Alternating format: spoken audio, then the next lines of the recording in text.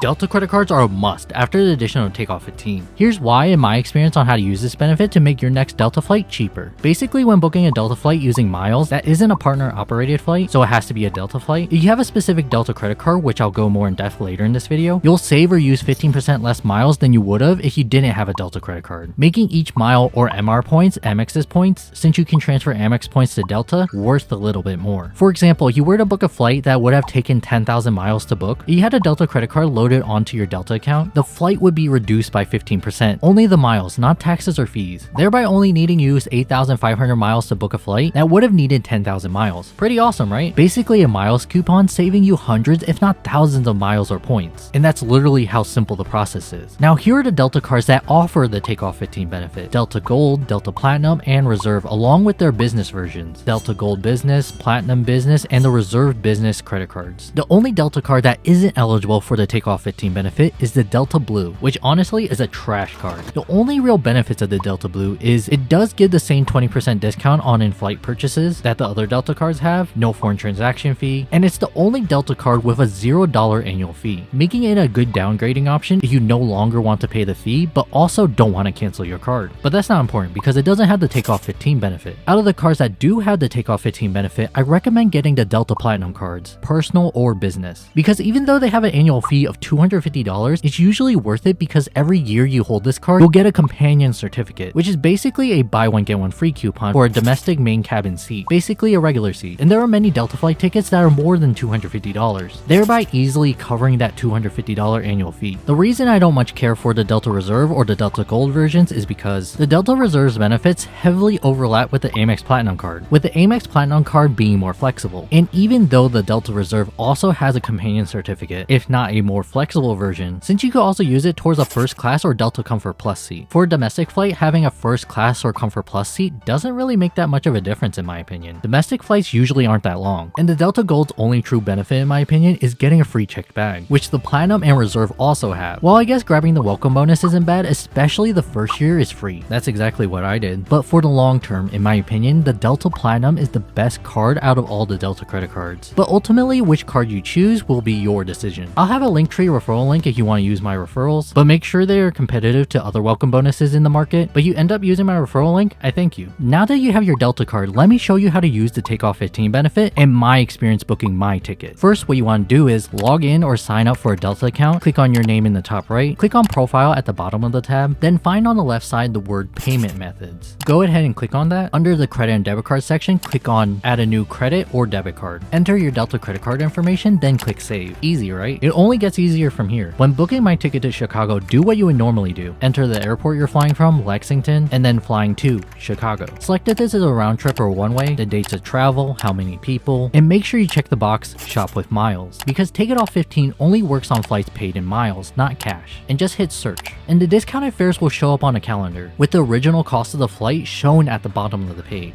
And just to be sure we aren't being scammed by the TakeOff 15 benefit, I opened a private browser with the exact same flight loaded up without being logged into my Delta account. And the TakeOff 15 is definitely a real and awesome benefit. If you're good with the chosen dates, click continue at the bottom of the page. Then go ahead as normal and choose the flights and times you want to book. Since I'm booking a round trip, I'm selecting a departing and returning flight. And as you can see on the right, if I didn't have my Amex Delta Gold card, I would have been out 15,000 points. But with the TakeOff 15 discount, I saved 2,400 points, leaving me with a total of 12,600 miles along with the taxes and fees of $11.20. Very nice. Just to be sure, this is what the total would have looked like without the Delta Gold card and without the TakeOff 15 benefit. So definitely a worthwhile benefit, because the cash price for this exact flight is $226.40. Without TakeOff 15, 226.40 divided by 15,000 points or 150 is 1.51 cents per point. But with TakeOff 15, 226.40 divided by 12,600 points or 126 is 1.80 cents per point, making my points or miles worth slightly more, which is slightly awesome. Now what about flights you've already booked before getting a Delta Gold card or before TakeOff 15? Can you still get the discount? And yes, you can, if you haven't already taken the flight, like future flights. And if you booked a main cabin or above seat, all you have to do is log into your Delta account, add the Delta card to your account exactly how I showed earlier, click your name, click on My Trips, select the flight, then click on change or add flights. Now they won't let you choose your original flight if that's what you still want. However, what you can do is choose another flight, go through the process, then go back and repeat the steps you just used to change your flight, and change it back to the original flight you want the Take It Off 15 discount to retro back on. The difference in points, if there was a difference, should be refunded back to your account. That simple. But yeah, that's basically my take on the Take It Off 15 benefit and my experience using it.